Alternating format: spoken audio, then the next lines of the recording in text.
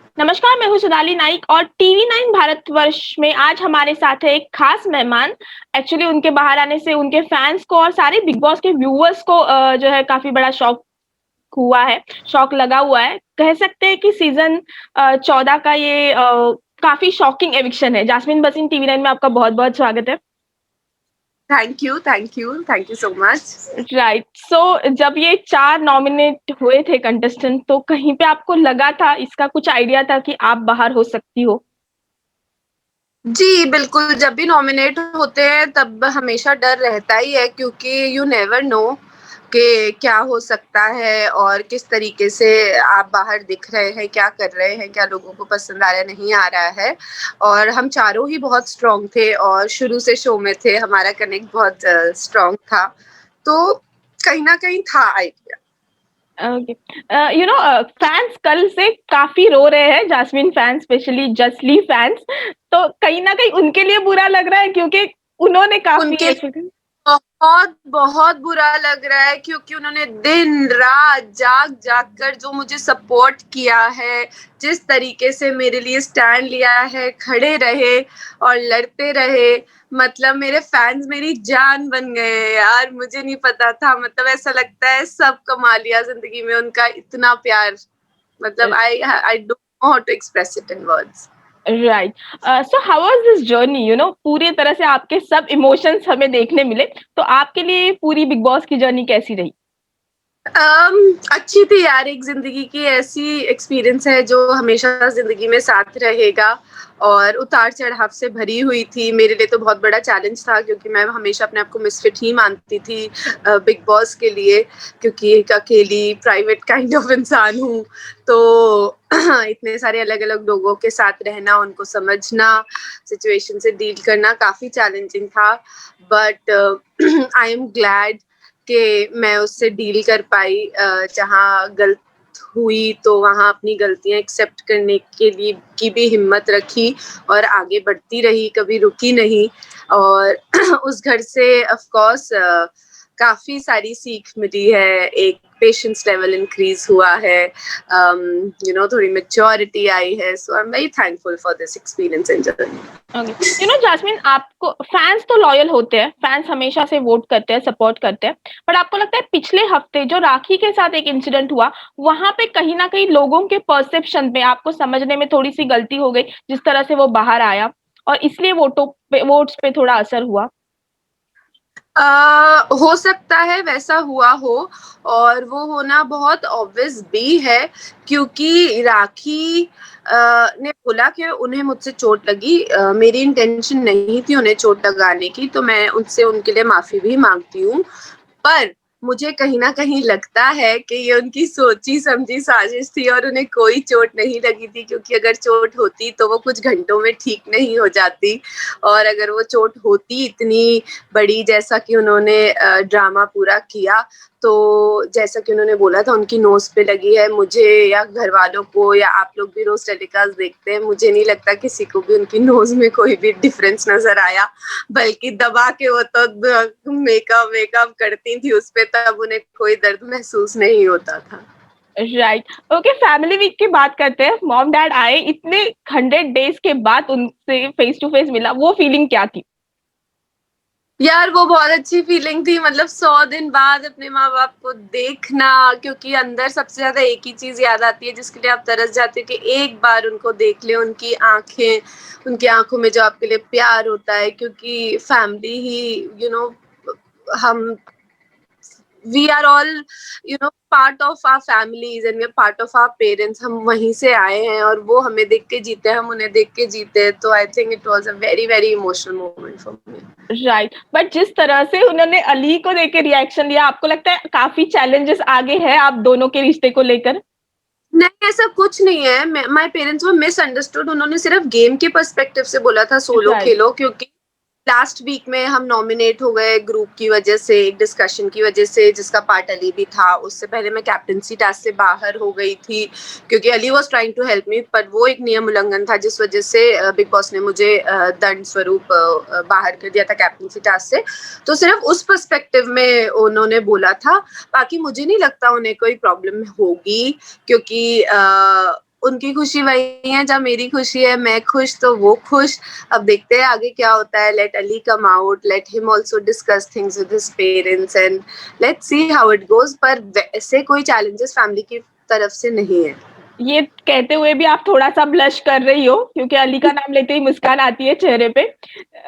तो आगे कहाँ तक हम देखेंगे, मतलब ये रिश्ता मतलब जल्द ही कमिटमेंट में बदलता हुआ?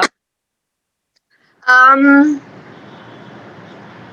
जैसे ही अली बाहर आएगा वैसे हम इस बारे में बात करेंगे और डिस्कस करेंगे and we'll see how to take it forward ahead, because this is something very serious जो हुआ है और जो हमने फील किया है।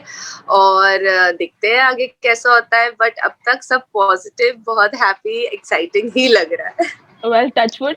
आपको जाते हुए जिस तरह से अली रोए हैं, उन्होंने आपका भी रिकॉर्ड जास्मीन तोड़ दिया। जितना आप रो रही हो, वो एक्सपेक्ट किया था आपने? क्योंकि ये साइड हमने तो मतलब एज अ व्यूअर्स कभी नहीं देखी थी अली की। नहीं, मुझे पता था उसे बहुत दुख होगा, वो टूट जाएगा, पर ऐसे छोटे बच्चे की तरह रोएगा, टूट के बिखर जाएगा।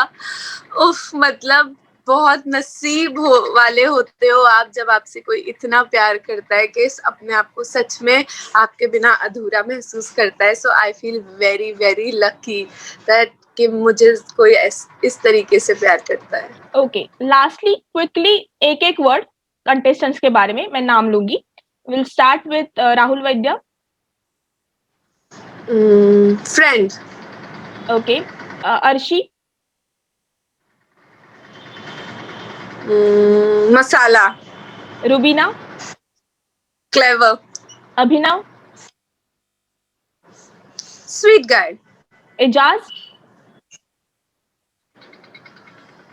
खिलाड़ी। निक्की। बिल्ली। राखी। नौटंकी क्वीन। विकास। विकास जैसा कि उसको अंदर घर में बोलते हैं मटर माइंड। सो आपको नहीं लगता कि वो मास्टरमाइंड बिल्कुल भी है? मुझे नहीं लगता कि वो मास्टरमाइंड है।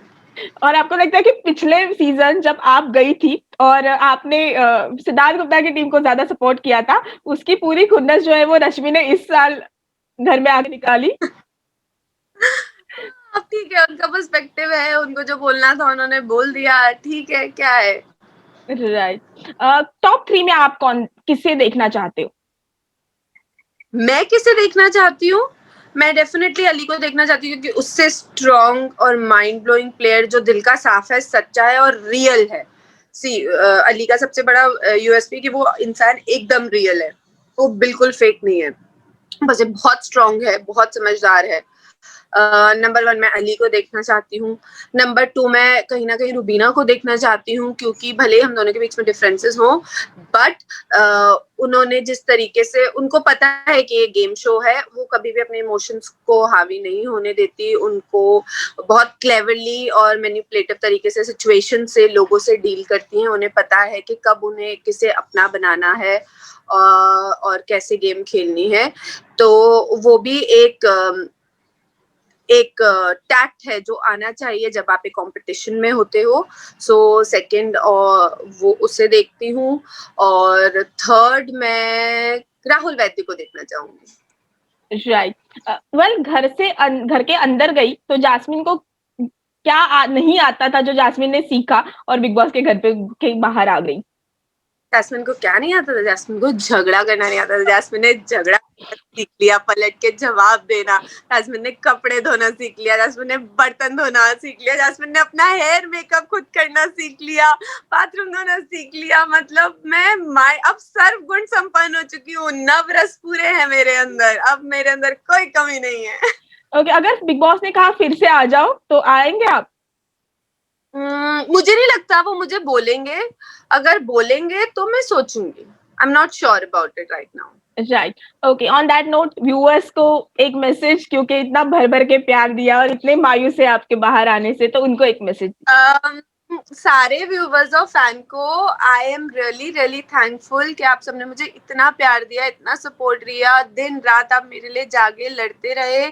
सच में मतलब जिंदगी की सबसे बड़ी मेरी कमाई यही है कि आप लोगों का प्यार मिला है, आप लोगों का साथ मिला है। मुझे पूरी जिंदगी आप लोगों का प्यार और साथ चाहिए। प्लीज मुझे कभी अकेला मत छोड़ना। और आई एम वेरी सॉरी कि आप लोग मायूस हैं, बट कुछ चीजें नसीब कुछ चीजों में नसीब होता है जिसको हम कंट्रोल नहीं कर सकते। शायद इतने दिन ही दाल रोटी लिखी थी बिग बॉस के घर में, और जितने दिन खाई, आई एम थैंकफुल। ऊपर वाले ने उतने दिन रखा, नसीब से उतने दिन रही। हर सफर कभी ना कभी खत्म होना होता है, तो यही वक्त था मेरे सफर के खत्म होने का। अब नया सफर कोई शुरू करेंगे, नया शो करेंगे, वहां अपना प्यार ऐसे ही मुझे देते रहना। ऑन दैट नोट, हमसे बात करने के लिए बहुत बहुत शुक्रिया। Thank you so much and all the best. Thank you darling, yes, bye, take care. Bye, take care.